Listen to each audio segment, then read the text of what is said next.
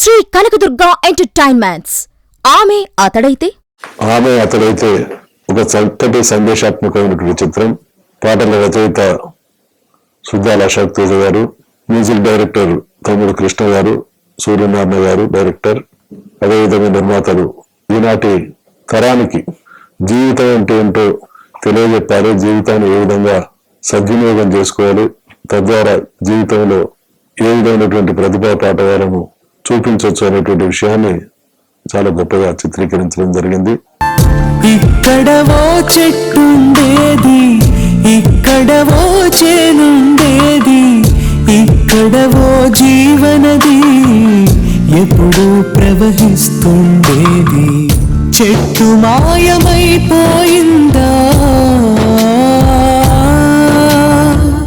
చేను మంటలో కలిసిందా. జరిగినటువంటి ప్రతి సంఘటన నుంచి తనకు అనుగుణంగా మలుచుకుంటూ ఇక్కడ కథ నడిచినటువంటి తీరు చాలా వైవిధ్యభరితం.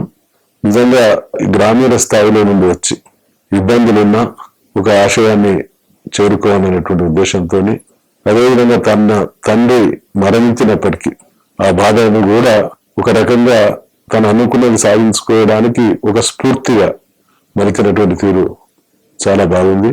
సినిమా అంటే వినోదం మాత్రమే అని భావిస్తున్నటువంటి ఈ రోజులలో సినిమాలో సందేశాన్ని మేళవించి వినోదాత్మకంగా మలచినటువంటి ఈ చిత్రానికి సంబంధించినటువంటి ప్రతి ఒక్కరికి హృదయపూర్వకమైనటువంటి అభినందనలు. నమస్తే అండి. ఆమె అతడైతే సినిమా, ఈ సినిమాలో నేను కొన్ని సీన్స్, కొన్ని పాటలు చూశాను, చాలా బాగున్నాయి. డైరెక్టర్ వచ్చేసి సూర్యనారాయణ గారు, మ్యూజిక్ డైరెక్టర్ వచ్చేసి యశోకృష్ణన్, పాటలు మా మావయ్య సుద్దాల అశోక్ తేజ, గ్రేట్ రైటర్. అలాగే ప్రొడ్యూసర్స్ వచ్చేసి మారుతి ప్రసాద్ గారు, రాధాకృష్ణ గారు. సో సినిమాని మనందరం ఆదరించాలి. అమ్మ నాన్న అంటే అందరికీ ఇష్టం ఉంటారు, బట్ నాకు నాన్న మాకు చాలా ఇష్టం. ఎందుకంటే అమ్మ జన్మనిస్తే నాన్న మన జీవితాన్ని ఇస్తాడు. నాన్న మనకు వేలు పట్టుకొని నడకం నేర్పిస్తాడు, గుండెల మీద ఆడిపించుకుంటాడు, అక్షరాలు గుర్తిస్తాడు, భుజాల మీద కూర్చోబెట్టుకొని ప్రపంచాన్ని చూపిస్తాడు. మన జీవితాలకి ప్రాణాలకి నిలువెత్తు సాక్ష్యం నాన్న. అలాంటి నాన్న మీద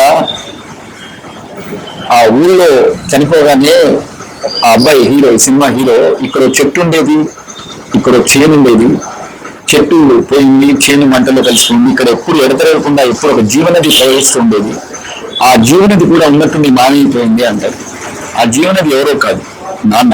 జీవనది మాయమైపోయిందన్న పదం విని నేను ఆ రోజు ఇంట్లోనే బుక్కపట్టి ఇచ్చాను. సో ఆ అక్షరాలకి అంతే అర్థం చేసుకొని, అంతే హృదయంగా పాటను కూడా అంతే అద్భుతంగా విజువల్స్ తో తెరకెక్కించాడు డైరెక్టర్ సోనాను. So great. ఎందుకంటే కొన్ని పాటలు వినడానికి బాగుంటాయి, చూడడానికి చూస్తే ఒకలా అనిపిస్తూ ఉంటాయి. ట్యూన్ చాలా అద్భుతంగా మన యశోకృష్ణ కట్టడం, బాణి సమకూర్చడం, అంతే అందంగా ఆ పాటను పాడడం, అంతే ఎమోషనల్ గా విజువల్ గా ప్రజెంట్ చేయడం నాకు తెరమేసేసింది. ఇక్కడవో చెట్టుండేది, ఇక్కడవో చేనుండేది, ఇక్కడవో జీవనది ఎప్పుడు ప్రవహిస్తుండేది. చెట్టు మాయమైపోయిందా, చేను మంటలో కలిసిందా. నాన్న గ్రేట్ కదా. సో నాన్న మీద ఇలా సినిమాలు రావడం, నాన్న విలువ చాలా మందికి తెలియాలి. నాన్న అంటే ఏంటి, ఒంటి స్తంభంలా మోస్తాడని పాటలోనే ఉంది, అలాగే ఒంటొద్దులా కష్టపడతాడు. నాన్న గురించి ఒక మాట చెప్తాను నేను. ఈ విజువల్స్ నాకు ఇలా చెప్పించాలనిపిస్తుంది. మన రోడ్డు మీదకి వెళ్ళి ఎప్పుడైనా అమ్మా అంటే హృదయం ఉన్న 10 ఆడపిల్లలు ఎవరైనా సరే, ఆడవాళ్ళు పుట్టిన వ్యక్తిని ఎవరు పెంచారని, అదే మీరు నాన్నని గుండె లవిసేలా కంటనరాలు తెగేలా అరిచినా ఒక్కరు కూడా ఆయనకి తెలియదు. అది నాన్న అంటే. జీవితాన్ని మొత్తం కుటుంబానికి అర్పించేది నాన్న. ఎందుకంటే మదర్స్ కి ఒక అవుట్కమ్ ఉంటుంది, ఎవరైనా వచ్చినప్పుడు ఏడ్చేయగలరు, బట్ నాన్నలు కష్టం. నాన్న ఏడలేడు, అందరికీ సమాధానం వాడే చెప్పాలి.